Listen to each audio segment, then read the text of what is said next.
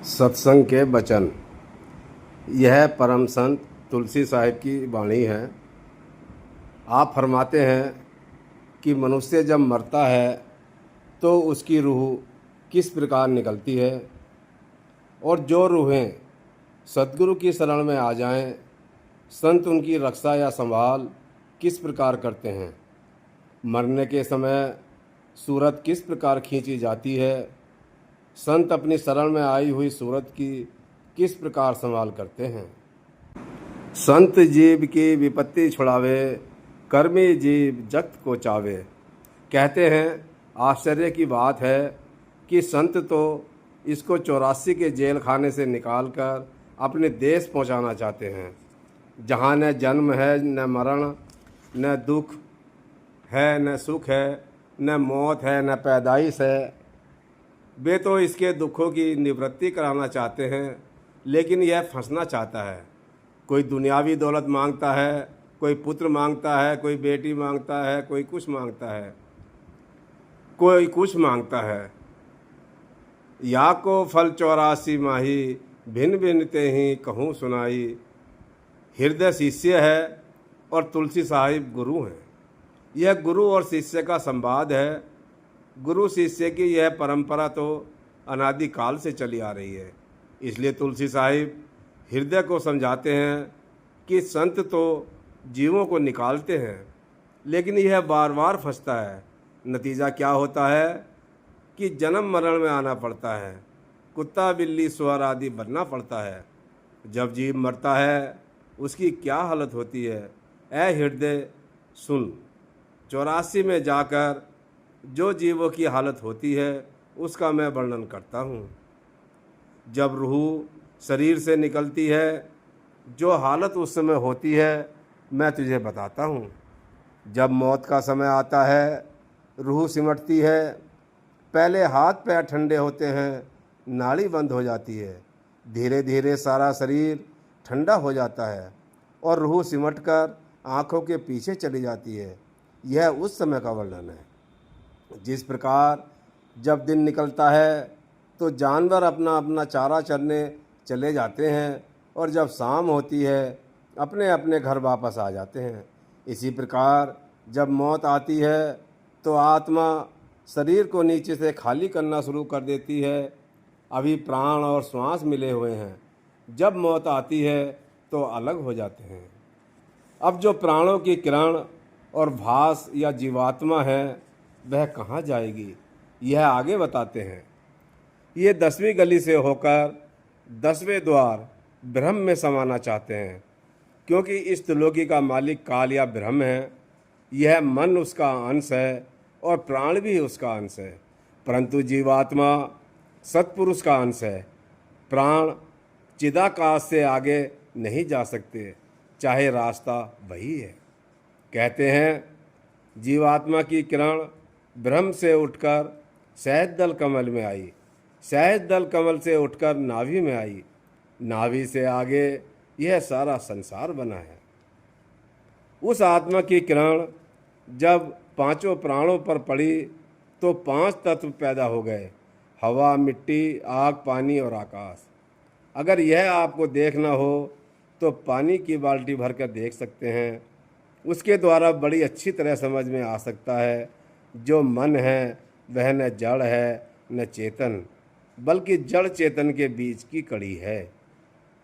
यह जो जौहर या आत्मा की किरण है, यह मस्तिष्क के नीचे के मार्ग से उठकर आँखों के बीच में आई, आँखों से उतरकर नाभि में आई और नाभि से उतरकर सारे शरीर में फैल गई। अब जिस मार्ग से यह आया है उसी मार्ग से जाना है। डॉक्टरों का संबंध जड़ के साथ है, आत्मा के साथ नहीं। जिस प्रकार सूर्य का प्रतिबिंब या अक्स जल पर पड़ता है, इसी प्रकार आत्मा की किरण नाभि में आई और फिर सारे शरीर में फैल गई। जिस प्रकार सूर्य की किरण पृथ्वी से टकराकर धूप बनती है, उसी प्रकार वह किरण नाभि से टकराकर शरीर के रोम रोम में फैल जाती है। जब रूह रोम रोम में आ जाती है तो मनुष्य उठकर काम काज करने लग जाता है। अब तुलसी साहिब हृदय को समझाते हैं कि जिन्होंने रूहानी मंडलों की सैर की, जो 9 दरवाजे छोड़कर ऊपर गए, वे जानते हैं कि ऊपर कैसे जाते हैं और ऊपर से कैसे वापस आते हैं। तुलसी साहब कहते हैं, हम उनका कहना मानने को तैयार हैं जो अंदर गए, जो अंदर नहीं गए उनका कहना मानने को तैयार नहीं। जिसके अंदर की आंख नहीं खुली, जिसके अंदर रोशनी नहीं हुई, रूह रूहानी मंडलों पर नहीं गई, समझो वह अंदर नहीं जाता। और जो अंदर नहीं गया वह किस तरह अंदर की पूरी तस्वीर खींच सकता है। तुलसी साहिब कहते हैं, यह जो मैं कह रहा हूँ अंदर की बात है। जिन साधुओं ने साधना करके अंदर पर्दा खोल लिया, वे कहेंगे कि तू ठीक कहता है। जो अंदर नहीं गए वे सच नहीं मानेंगे। कहते हैं, जब प्राण शरीर में से निकलते हैं उस समय की कहानी संत बताते हैं। कहते हैं, जो अंदर का असल है हम उसकी मिसाल नकल बनाकर बताते हैं, अर्थात उदाहरण देकर समझाते हैं। जिस प्रकार बच्चा पतंग उड़ाता है, ज्यों-ज्यों बच्चा डोर छोड़ता जाता है पतंग ऊपर चढ़ती जाती है। जितनी डोर होती है वह सारी छोड़ देता है। जब वह चाहता है डोर खींचता है तब पतंग नीचे आ जाती है। इसी प्रकार अभ्यास करने से जब चाहो रूह ऊपर चली जाती है, जब चाहो नीचे आ जाती है। रूह पैरों से इकट्ठी होकर नाभि में आ जाती है। रूह फिर नाभि से उठकर आंखों के ऊपर तालू में आ गई। अब रूह पैरों से लेकर तालू तक का शरीर पिंड छोड़कर अंड और ब्रह्मांड में से होती हुई सचखंड में आ गई। इस शरीर के 4 भाग हैं, पिंड, अंड, ब्रह्मांड और सचखंड। जब रूह सिमटती है तो साथ ही प्राण सिमटते हैं। जब कोई घर छोड़ता है तो उस घर के जिस घर में कोई पेड़ हो, पक्षी भी अपना डेरा उठा लेते हैं। कर्नल साइंट साहिब, हुजूर, प्राण किसको कहते हैं? महाराज जी, इसे समझाने के लिए काफ़ी विस्तार में जाना पड़ेगा, किसी और समय बताएंगे। इस समय इतना ही समझ लें कि श्वास और प्राण नहीं कहते। प्राण एक शक्ति है, इसका श्वास से विशेष संबंध है। सारे संसार का जीवन प्राणों में ही है। अंदर आंखों के पीछे 2 रास्ते हैं, दाहिनी ओर संतों का और बाईं ओर काल का है। यह काल के रास्ते दाखिल होता है। अंदर एक जगह है जहां आकर रूह रुक जाती है। काल वहां पहुंचकर रूह को संभालता है। आँख, कान, नाक और मुंह के सुराग अंदर सभी जुड़े हुए हैं, यह डॉक्टर भी जानते हैं। बाईं ओर काल है, दाहिनी ओर सद्गुरु है। जब काल संतों की शरण में आई रूह को ले जाना चाहता है तो संत क्या करते हैं, यह आगे बतलाते हैं। जब काल चाहता है कि जीव को मैं संभालूं तो संत जो दाहिनी ओर बैठे होते हैं तुरंत उठकर उसे संभालते हैं, काल को नहीं लेने देते। अब तो स्वामी जी महाराज की दया है कि 5-5 दिन, 10-10 दिन, 20-20 दिन, बल्कि महीना पहले सत्संगी को खबर हो जाती है कि उसे जाना है। लेकिन इसमें यह ज़रूरी है कि उसकी मौत के समय कोई बेसत्संगी पास न हो। अगर कोई बेसत्संगी पास में है तो वह चुपचाप जाएगा। जो सत्संगी चुपचाप जाता है, सद्गुरु उसकी रूह को अंड में जाकर संभाल लेते हैं, काल को नहीं लेने देते। अगर बाहर नहीं संभालते तो अंदर ज़रूर संभालते हैं। जिस प्रकार किसी जंगल में कोई डाकू किसी मुसाफिर को कत्ल करना चाहता है, उसी समय कोई सूरमा पहुंच जाए तो मुसाफिर को कितनी खुशी होती है। इसी प्रकार जिस समय काल रूह को पकड़ने लगता है, वह सद्गुरु का ध्यान करती है, उसी समय सद्गुरु आकर उसे संभाल लेते हैं। अगर नाम लिया हुआ है लेकिन न सद्गुरु के साथ प्रेम है, न कभी नाम जपा है, बल्कि सद्गुरु के विरुद्ध हो गया है, चोरी, ठगी, दुराचार आदि करता है, वह सद्गुरु को भूल गया है, लेकिन सद्गुरु फिर भी संभालता है। एक सत्संगी, हुजूर, अगर कोई लड़ाई के समय भजन पर बैठा हुआ है, कोई गोला लग गया, मौत हो गई, क्या उसकी भी संभाल होगी? महाराज जी, जरूर होगी। कोई चिंता न करो। अब तुलसी साहिब कहते हैं कि हे हृदय, जिन्होंने सद्गुरु से प्रेम प्यार किया है, जीते जी भजन अभ्यास किया है, काल उनके पास तक नहीं आता, डरता है और दूर रहता है। अब काल तो अपने स्टेशन पर आ बैठा, लेकिन वह संतों का जीव था, इसलिए काल का कोई जोर नहीं चला। संत अपनी रूह में उसकी रूह को लपेटकर ले जाते हैं। बंसी कहते हैं कुंडी को जिसके साथ डोरी बंधी हुई होती है। जिस प्रकार शिकारी कुंडी फेंकता है, मछली उसको पकड़ लेती है। जब कुंडी मछली के गले में फंस जाती है तो शिकारी कुंडी को खींच लेता है, मछली अपने आप खींची चली आती है। इसी प्रकार संतों की तवज्जो से मौत के समय रूह ऊपर को खिंचती चली जाती है। अब यह हालत बयान नहीं हो सकती। बिना नाम के सारी रूहों को काल खा जाता है। एक सत्संगी हुजूर, जिनका जीवन खुशहाल है, दोस्त मित्र हैं, सब कुछ है, कर्म भी अच्छे करते हैं, लेकिन नाम नहीं मिला, उनका क्या हाल होगा? महाराज जी, उनको अगला जन्म मनुष्य का मिल जाएगा, और क्या होगा? दूसरा सत्संगी हुजूर, यमराज और गण दो हैं या एक ही हैं? महाराज जी, दो हैं। जिस प्रकार चित्र और गुप्त अच्छे और बुरे कर्म लिखने वाले दो हैं, इसी प्रकार ये भी दो हैं। यदि किसी सज्जन पुरुष को पुलिस बुलाना चाहे तो वह किसी शरीफ अफसर को भेजेगी। वह जाकर कहेगा, जी आपको साहिब बुलाते हैं। लेकिन जो बदमाश हैं उनको वे इस तरह नहीं बुलाते। जब रूह ने सद्गुरु का पल्ला मजबूती के साथ पकड़ लिया तो काल खाली हाथ लौट गया। एक सत्संगी हुजूर, एक अमेरिका की स्त्री ने हुजूर को की सेवा में चिट्ठी लिखी थी कि मैं नामदान के लिए आ रही हूँ, लेकिन उसकी मृत्यु हो गई। उसका क्या हाल हुआ होगा? यह तो आपने कई वृत्तांत देखे और सुने हैं कि जब किसी प्रेमी की मौत हुई, नाम नहीं लिया है, केवल दर्शन किए हैं, लेकिन सद्गुरु लेने के लिए आए हैं। बिना नाम के धुरधाम नहीं जा सकता, लेकिन संत मनुष्य जन्म दे देते हैं। सूरज शब्द में जा मिली और मंजिल दर मंजिल निज घर पहुंच गई। शिष्य का जैसा प्यार, जैसी कमाई होती है, सद्गुरु वैसा ही व्यवहार करते हैं। जिस जिस स्टेशन पर ठहराना होता है, ठहराते हैं। अब तुलसी साहिब कहते हैं, जिनका सद्गुरु के साथ प्यार है, जो अच्छे विचार वाले हैं और भजन सुमरन करते हैं, यह कहानी उनकी है। यह बात तो प्रसिद्ध है और हमारे वेद शास्त्र भी कहते हैं, जहाँ आशा तहाँ वासा। अगर सद्गुरु के साथ प्यार है तो मौत के समय सद्गुरु के साथ जाएगा। अगर बेटे बेटियों से प्यार है तो बेटे बेटियों में जाएगा। जहाँ किसी का प्यार है वह मरकर वहीं जाएगा। कहते हैं, इधर बाईं ओर का काल मालिक है, उधर दाईं ओर का मालिक सद्गुरु है। जो अंदर गए हैं वे इस भेद को समझेंगे। तुलसी साहिब कहते हैं, सूरत को बीच में से होकर जाना है, न बाएं न दाएं। अष्टदल कमल में जाकर निर्णय होता है कि यह किसका जीव है। वहाँ दाईं ओर सद्गुरु खड़े हैं, बाईं ओर काल है। एक सत्संगी हुजूर, काल का कैसा रूप है? महाराज जी, उसके करोड़ों रूप हैं। ब्रह्म में काल है, सहज दल कमल में मन और नीचे आकर विरोधी ताकत है।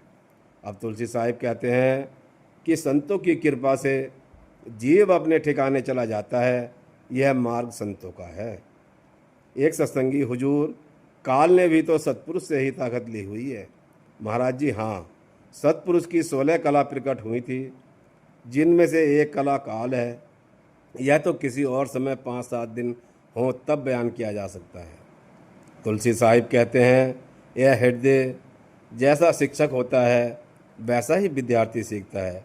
अगर काल के दायरे का गुरु मिल गया तो काल ने संभाल लिया। जितने अवतार हैं ये सब काल के अवतार हैं।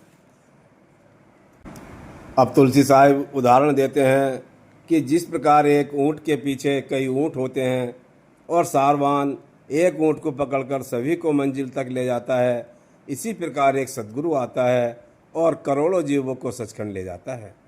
जिसका सद्गुरु के साथ प्रेम, प्यार, भरोसा और विश्वास है, वह मरकर सद्गुरु के पास जाएगा, वह और कहीं नहीं जाता। तुलसी साहिब कहते हैं, ऐ हृदय, काल किसी को नहीं छोड़ता। उससे बचने का अगर कोई इलाज है तो यही है जो हम बताते हैं। कहते हैं, योगी तपस्या कर करके हड्डियों का ढेर हो गए, लेकिन काल ने खा लिया। बिना सद्गुरु काल से कोई नहीं बच सकता। कहते हैं बिना सद्गुरु मुक्ति नहीं, बिना सद्गुरु कोई ठिकाना नहीं, बिना सद्गुरु विवेक नहीं आता। यह तो तुलसी साहब ने समझाया है। अब हृदय शिष्य प्रश्न करता है। हृदय कहता है कि हे सद्गुरु, आपने वर्णन जो किया है वास्तव में सभी का यही उपदेश है। मैंने और कई संतों की वाणियाँ देखी हैं, वे भी यही कहते हैं जो आपने कहा है। कहता है जिनको नाम मिला है यह तो उनका हाल हुआ, लेकिन जिन्होंने नाम नहीं लिया, जिन्हें सद्गुरु नहीं मिला, वे किधर से होकर जाएंगे यह बताइए। हृदय कहता है आपने संतों के मार्ग का वर्णन कर दिया है, लेकिन जो संतों के पास नहीं गए, जो कर्मकांडी हैं, जब तप में फंसे हुए हैं, जो काल के जीव हैं, उनका क्या हाल है? उनके प्राण किस प्रकार निकलते हैं? वे मरकर कहाँ जाते हैं? काल उन्हें किस प्रकार संभालता है? सारा संसार, कुल दुनिया की रूहें काल के हवाले है। वह मौत के समय किस प्रकार उन्हें अपने द्वार ले जाता है और रूहों के साथ क्या करता है? काल रूहों को किधर ले जाता है और सारे संसार की रूहों को किस प्रकार खाता है? उसका शरीर में ठिकाना कहाँ है? वह किस प्रकार आता है और किस प्रकार रूहों को निकालता है? हे सद्गुरु, सारे संसार के जीवों को काल खाता है, कोई उससे बच नहीं सकता। हे सद्गुरु, दुनिया को तो यह खबर भी नहीं कि हमारा मालिक कौन है जो इनको खाता है। ये उसको ही पूछते हैं। इसको तो यह भी पता नहीं कि कहाँ से आए हैं, कैसे फंसे हैं, कुछ भी मालूम नहीं। हृदय कहता है इस आत्मा पर 5 तत्व का तन मन का पिंजरा लगा हुआ है और इसके अंदर आत्मा कैद है। इस जेल खाने में करोड़ों जन्म पाए, कभी कुत्ते बिल्ली सुअर आदि, कभी घास फूस बने। हे सद्गुरु, यह बड़ा धोखा है, आप खोल कर बताइए यह प्रबंध किस प्रकार है, इसका क्या रहस्य है? हे सद्गुरु, मैं मूर्ख हूँ, आपके चरणों में आ गया हूँ, मुझे इसी तरह अच्छी तरह खोल कर समझाओ। जो आप कहेंगे मेरा उस पर विश्वास और भरोसा है, क्योंकि मेरा आपके चरणों के साथ प्रेम और प्यार है। हे सद्गुरु, मुझे न ज्ञान आता है न विवेक आता है, मैं तो केवल आपके चरणों पर निछावर होना जानता हूँ। हे सद्गुरु, कृपा करके जो मेरे मन की शंका है, मेरे मन का प्रश्न है, उसे निवृत्त करें। हे सद्गुरु, मेरे दिल में यह भ्रम है, संशय है, दुविधा है कि जीव इस जाल में क्यों फंसा और इसके निकलने का मार्ग कौन सा है। कहते हैं काल लाखों फरेब, करोड़ों धोखे, अनगिनत दांव दुनिया के जीवों के साथ करता है। कहते हैं कोई रूह काल से बच नहीं सकती, जहाँ भी जाकर छिपो वहीं काल खड़ा है, कोई स्थान उससे खाली नहीं है। काल से न पाताल में बचाव है, न दुनिया में बचाव है, न स्वर्गों में बचाव है। स्वर्गों की भी अवधि है, अवधि या नियत समय पूरा होने पर धक्के मार कर निकाल देते हैं कि जाओ, जहाँ जाएं काल है, काल से कहीं भी बचाव नहीं है। कहते हैं इन रूहों को असंख्य युग हो गए, काल के जाल में फंसकर दुख उठा रही हैं, लेकिन इस जाल में से निकली नहीं। लोग इसके जाल में से निकलने के लिए अनेक उपाय करते हैं। कोई जप करता है, कोई तप करता है, कोई दान पुण्य करता है, कोई तालाब बनवाता है, कोई सराय बनवाता है, लेकिन काल इनको निकलने नहीं देता। निकलने का उपाय अर्थात मुक्ति नाम में है, इनके पास नाम नहीं है। कोई बादशाह अपनी प्रजा को मारता हो तो प्रजा किसके पास जाए, उसके सिवाय और कोई जगह नहीं है। यह काल बड़ा ज़बरदस्त है, जीवों को बहुत सताता है और दुख दे देकर खुश होता है। और क्या करता है, आगे कहते हैं जिस प्रकार शिकारी जहाँ शिकार देखता है वहीं उसे ढूंढकर तीर मारता है और मार कर गिरा लेता है, इसी प्रकार जहाँ जहाँ इसका जीव है उसको काल पकड़ लेता है। जिस प्रकार एक भेड़ों का जंगल हो, उसमें एक शेर घुस आए, अब शेर गरजता है, भेड़ सहमी हुई खड़ी हैं, वह जिसको चाहे अपना गिरास बना ले। ठीक यही हाल काल और जीवों का है। हृदय तुलसी साहिब से पूछता है कि हे सद्गुरु, यह क्या रहस्य है, कृपा करके पर्दा खोलकर बताइए कि यह क्या बात है। इस रहस्य का निर्णय करके बताइए, इस गूढ़ भेद को कुंजी लगाकर खोल दीजिए। यह काल मौत के समय जीव को कैसे घेरता है, कौन से रास्ते ले जाता है और फिर उसके साथ क्या करता है। दीप